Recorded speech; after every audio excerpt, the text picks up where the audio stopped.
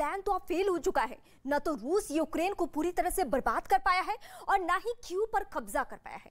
तो रूस यूक्रेन युद्ध में अब क्या होने वाला है? अमेरिका के दावे के मुताबिक तो पहला प्लान उसी तरह से काम नहीं कर पाया जिस तरह से रूस के राष्ट्रपति व्लादिमीर पुतिन ने उम्मीद लगाई थी। तो युद्ध की बिसात पर पुतिन का अगला प्लान का परमाणु युद्ध है, क्योंकि पुतिन ने अपनी सेना के परमाणु दस्ते को हाई अलर्ट पर रहने के आदेश दे दिए हैं।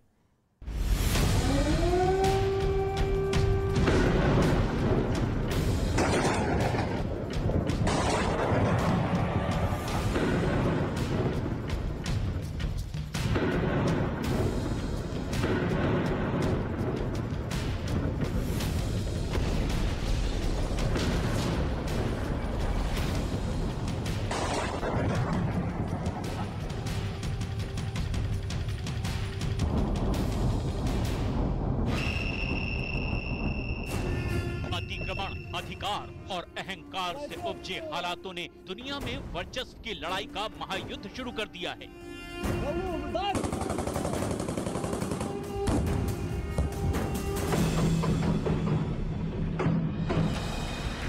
24 फरवरी को रूस ने जब यूक्रेन पर हमला किया था, तब से लेकर अब तक यूक्रेन की जमीन काली और आसमान लाल हो गया है।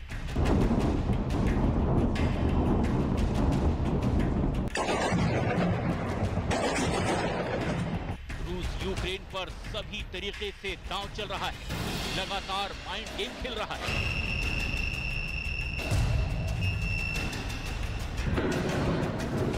यूक्रेन में जमीन से लेकर आसमान तक मौत बरस रही है, लेकिन जो नहीं हो रहा वो है यूक्रेन की राजधानी कीव पर कब्जा।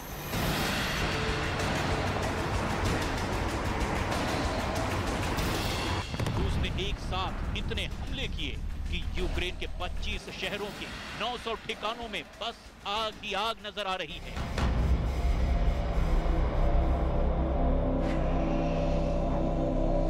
पूरे यूक्रेन पर एक साथ हमले के बाद अब रूस का पूरा जोर सिर्फ और सिर्फ यूक्रेन की राजधानी कीव पर लग गया है। लेकिन 4 दिन गुजर जाने के बाद भी और कुछ मिसाइलों से हमलों के बावजूद रूस की सेना कीव पर अपना अधिकार नहीं जमा पाई।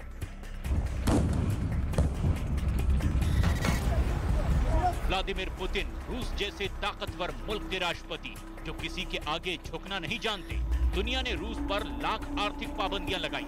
अमेरिका समेत न जाने कितने देशों ने उनके फैसले पर कड़ा ऐतराज जताया, लेकिन पुतिन पर कोई फर्क नहीं पड़ा। उन्होंने वो कर दिया जो पिछले काफी वक्त से वो कह रहे थे। इसके बावजूद उनका प्लान 72 फेल होने की वजह क्या है? दरअसल कीव के किले को बचाने के लिए यूक्रेन ने रचा था ये चक्रव्यूह, एक ऐसा चक्रव्यूह जिसे रूसी सेना भेद पाने में असमर्थ है, अक्षम है। यूक्रेन के नक्शे के जरिए समझिए कि व्लादिमीर ज़ेलेंस्की का प्लान आखिर है क्या। कीव को बचाने के लिए यूक्रेन के 6 चक्रों वाला सुरक्षा घेरा बनाया गया है, जिसमें पहले और सबसे मजबूत घेरे में यूक्रेन की सेना है, दूसरे घेरे में यूक्रेन की मिलिट्री पुलिस है, उसके अंदर तीसरे घेरे में यूक्रेन की नेशनल पुलिस है और फिर उसके भीतर टेरिटोरियल आर्मी का घेरा बना है।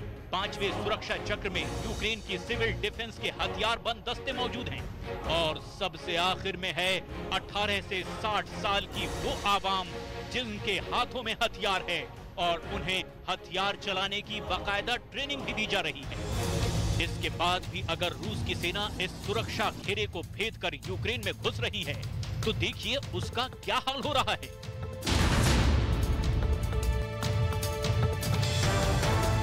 यूक्रेन ने तुर्की से खरीदे गए बायर कटार TB2 ड्रोन को रूसी सीमा पर तैनात किया हुआ है और देखिए जैसे ही सीमा पर कोई अनहोनी हुई, ड्रोन ने कैसे उसका जवाब दिया। उसका ये टैंक तो अब किसी काम का ही नहीं रहा। तो अब आगे क्या होने वाला है? पुतिन का अगला प्लान क्या है? क्या अब परमाणु हमला होगा? इस युद्ध के दौरान रूस और यूक्रेन अलग अलग दावे कर रहे हैं। रूस यूक्रेन को भारी नुकसान पहुंचाने का दावा कर रहा है, तो दूसरी तरफ यूक्रेन भी रूस के कई विमान और टैंकों को मार गिराने का दावा कर रहा है। जंग जारी है। ऐसे में रूस के राष्ट्रपति का कहना है कि वो किसी भी परिणाम के लिए पूरी तरह से तैयार हैं। अब उसे किसी की कोई परवाह नहीं। ये एक बड़ी साजिश की तरफ इशारा करती है। अमेरिका में यूक्रेन की राजदूत ओकसना मकारोवा ने पुतिन की साजिश का खुलासा करते हुए साफ साफ कहा है कि यूक्रेनी सेना के एक बड़े अधिकारी ने उन्हें बताया है कि रूसी सेना पूर्वी यूक्रेन में अपने सैनिकों के बीच गैस मास्क बांट रही है। साफ है, रूसी सेना एक साजिश के तहत रासायनिक हमले की योजना बना रही है। ओकसना मकारोवा केमिकल अटैक की जिस योजना की बात कर रही हैं, न्यूज़ 18 इंडिया के पास उसका कच्चा चिट्ठा मौजूद है। रूस की मीडिया में लीक हुए इस पेपर्स में रूस के स्वास्थ्य उप मंत्री के हस्ताक्षर हैं, जिनमें रूस के लोगों को साफ साफ निर्देश दिए गए हैं। निर्देश किसी भी मेडिकल इमरजेंसी का सामना करने के लिए हैं। साथ ही यूक्रेन की सीक्रेट सर्विस ने भी आशंका जताई है कि रूस जल्द ही केमिकल वॉर शुरू कर सकता है। रूसी सेना अपने सैनिकों और विद्रोहियों को गैस मास्क बांट रही है, जो कभी भी केमिकल टैंक विस्फोट जैसी घटना को अंजाम दे सकते हैं। और तो और, अमेरिका के विदेश मंत्री एंथनी ब्लिंकन ने तो यूनाइटेड नेशंस में 18 फरवरी को ही केमिकल अटैक की आशंका जाहिर कर दी थी। We don't know exactly the form it will take. It could be a fabricated so-called terrorist bombing inside Russia, the invented discovery of a mass grave, a staged drone strike against civilians. हालांकि रूस ने इन आरोपों को खारिज कर दिया था और अमेरिका के बयान की कड़ी निंदा भी की थी। लेकिन इस इनकार को कितना सच माना जाए? यूक्रेन की सीक्रेट सर्विस ने अपने दावे को आगे बढ़ाते हुए कहा है कि बंदूक, तोप, गोले से बढ़कर ये लड़ाई अब न्यूक्लियर हमले तक पहुंच सकती है और यूक्रेनी नागरिकों को इसके लिए सतर्क रहना चाहिए।